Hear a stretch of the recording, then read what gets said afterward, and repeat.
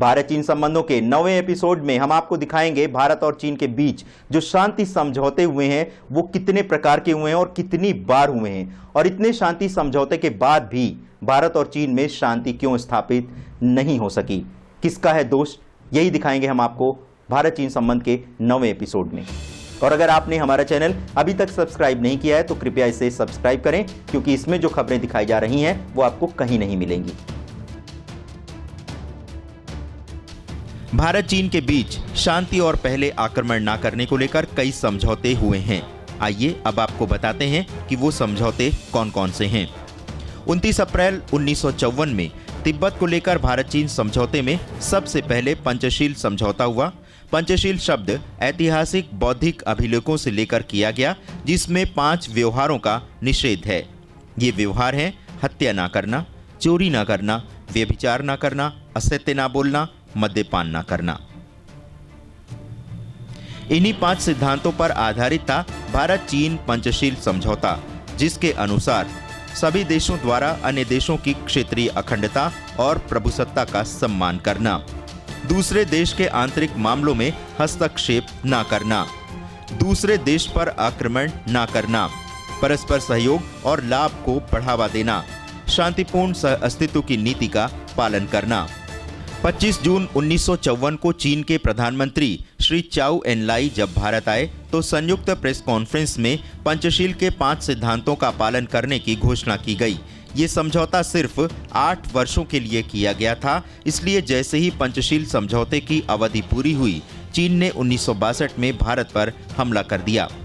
वर्ष 2003 में तत्कालीन प्रधानमंत्री अटल बिहारी वाजपेयी ने चीन की यात्रा के दौरान वहां के पीएम वन चापाओ के साथ एक संयुक्त घोषणा पत्र जारी किया, जिसमें यह कहा गया कि भारत औपचारिक रूप से तिब्बत को चीन का एक भाग मानता है। इस तरह भारत ने पहली बार खुले तौर पर तिब्बत को चीन का एक भाग मान लिया।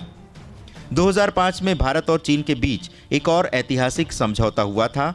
तब चीन के तत्कालीन प्रीमियर वेन जियाबाओ और भारत के प्रधानमंत्री ने इस बात पर सहमति बनाई थी कि किसी भी प्रकार के सीमा विवाद को दूर करने के लिए दोनों देशों की सेनाएं हस्तक्षेप नहीं करेंगी, बल्कि कूटनीतिक स्तर पर ही सीमा विवाद जैसे मसलों को सुलझा लिया जाएगा। 2013 में भारत के तत्कालीन प्रधानमंत्री डॉक्टर मनमोहन सिंह चीन गए थे। इसी यात्रा के दौरान दोनों देशों ने बॉर्डर डिफेंस कोऑपरेशन एग्रीमेंट पर सहमति जताई थी। इसके अनुसार दोनों देशों ने एक दूसरे को भरोसा दिया था कि सीमा विवाद को लेकर न सैनिकों की मदद ली जाएगी और न ही सैनिक तैनात करने की धमकी दी जाएगी। इसलिए आप देख सकते हैं कि लाख तनाव के बावजूद अभी भी भारत और चीन पर तैनात सैनिकों की बंदूकों की नली नीचे की ओर है और वो शारीरिक बल द्वारा एक दूसरे का विरोध कर रहे हैं।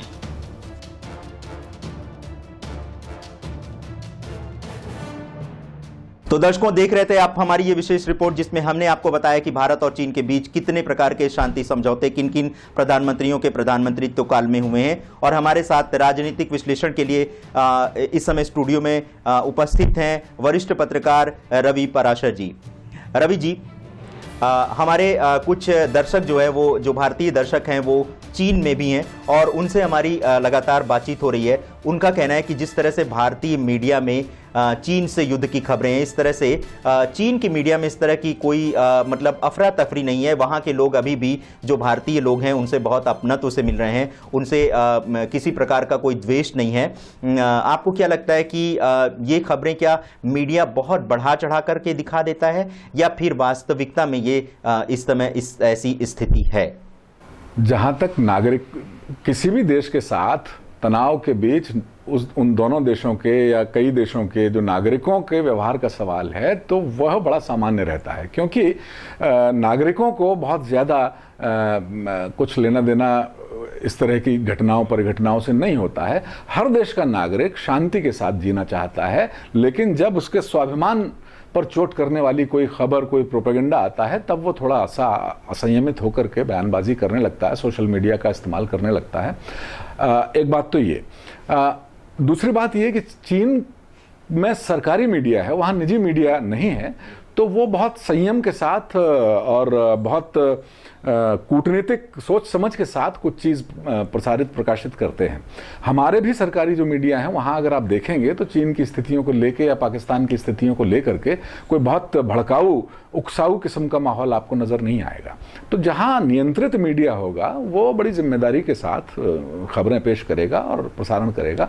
और चीन के नागरिकों का जहाँ तक सवाल है भारत के नागरिकों के प्रति, तो चीन के नागरिकों का बहुत सारा हित भारतीय बाजार की वजह से, भारतीय संस्कृति की वजह से और एक पड़ोसी होने के नाते ये बनता है। चीन के साथ हमारे संबंध कोई नए नहीं है, क्योंकि पड़ोसी हैं तो ये जब से सभ्यता, मानव सभ्यता जब से है तब से चीन के संबंध हमारे साथ हैं।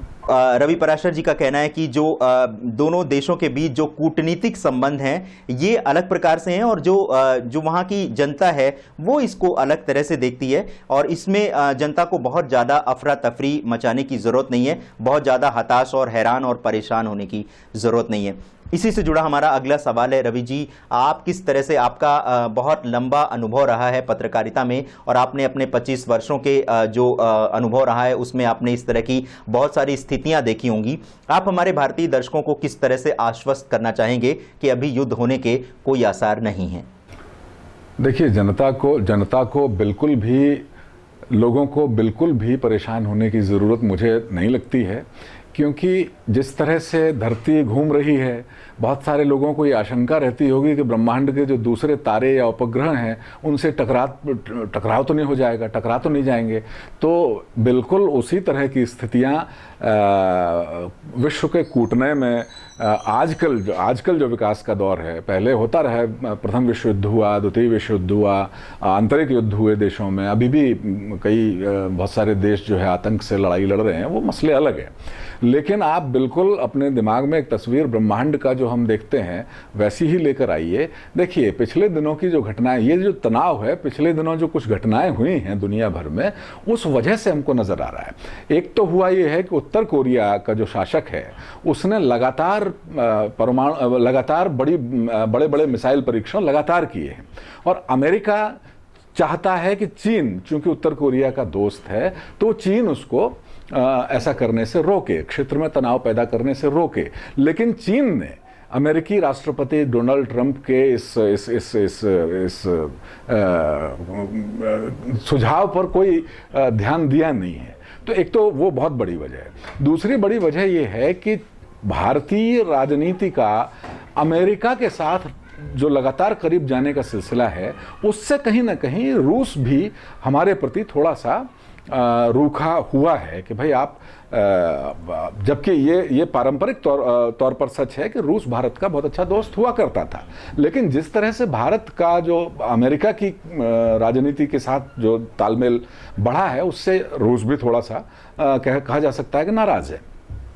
अमेरिका और उधर जो मध्य एशिया में जो कतर के साथ जो प्रतिबंध लगाया मुस्लिम देशों ने, वहाँ वो भी कम से कम पश्चिम एशिया में बहुत सारे तनाव की वजह है।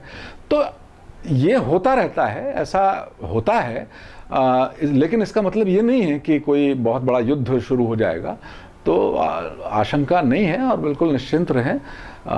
थोड़ा पढ़ें देशों के इतिहासों के बारे में और जो अंतर्राष्ट्रीय स्तर पर जो कूटनीतिक घटनाक्रम चल रहा है उसके बारे में थोड़ा सा जानें, अफवाहों पर ध्यान न दें।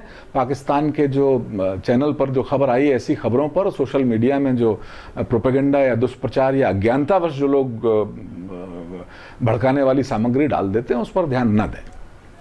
तो रवि जी का कहना है कि जो भारत और चीन के बीच जिस तरह से मीडिया में खबरें हैं कि दोनों देशों में बस युद्ध होने वाला है, ऐसे कोई आसार नहीं है। आप सभी दर्शक परेशान ना हो इस खबर को लेकर के, क्योंकि हमारे साथ भी जो बहुत सारे दर्शक जुड़े हुए हैं वो भी हमसे लगातार संपर्क में हैं और वो लगातार पूछ रहे हैं कि क्या ऐसे हालात हैं। लेकिन हम अपने दर्शकों को अपने जो अखंड न्यूज़ है उसके माध्यम से ये बताना चाहेंगे कि ऐसे कोई हालात नहीं हैं।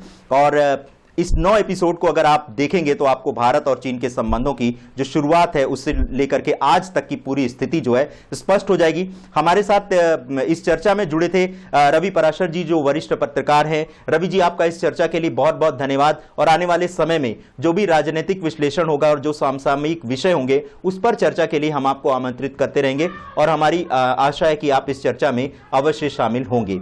तो रवि जी का बहुत बहुत धन्यवाद। और इस तरह से आप दर्शकों हमारा देख रहे थे विशेष प्रसारण भारत चीन संबंधों पर। और हमारा ये जो चैनल है, न्यूज़ चैनल अखंड न्यूज़, ये अपने आप में अनोखा है क्योंकि इसमें खबरें भी आपको बहुत ही विश्लेषण के साथ दी जाएंगी, बहुत ही रिसर्च के साथ दी जाएंगी। और अगर आपने हमारा चैनल अभी तक सब्सक्राइब नहीं किया है तो कृपया इसे सब्सक्राइब करें। आप हमारे चैनल पर जो खबरें दिखाई जा रही हैं उस पर भी अपनी राय दे सकते हैं। कृपया हमें अब आप जो है अपने व्हाट्सएप पर ऐड कर लें। हमारा जो व्हाट्सएप नंबर है उसे नोट कर लें, वो है 7905414965।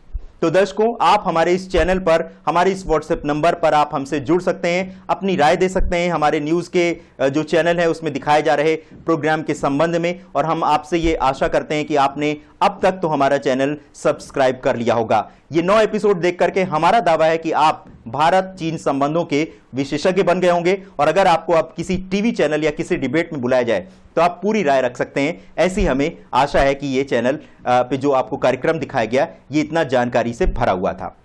आपको हमारा ये कार्यक्रम कैसा लगा? आप हमें अपनी राय हमारे व्हाट्सएप नंबर 7905414965 पर दे सकते हैं। हमारे साथ जुड़े रहें क्योंकि आने वाले समय में हम बहुत सारे विशेष प्रसारण के साथ आपके सामने उपस्थित होंगे। लेकिन हमारा चैनल सब्सक्राइब करना मत भूलिएगा क्योंकि ये बहुत आवश्यक है। अगर आप सब्सक्राइब नहीं करेंगे तो हमारा हौसला नहीं बढ़ेगा और फिर हम अपनी इस मुहिम को आगे नहीं बढ़ा पाएंगे। तो कृपया इसे सब्सक्राइब करें, शेयर करें, लाइक करें और हमें दें अनुमति। अगली बार हम फिर मिलेंगे विशेष प्रसारण के किसी और विषय पर। नमस्कार।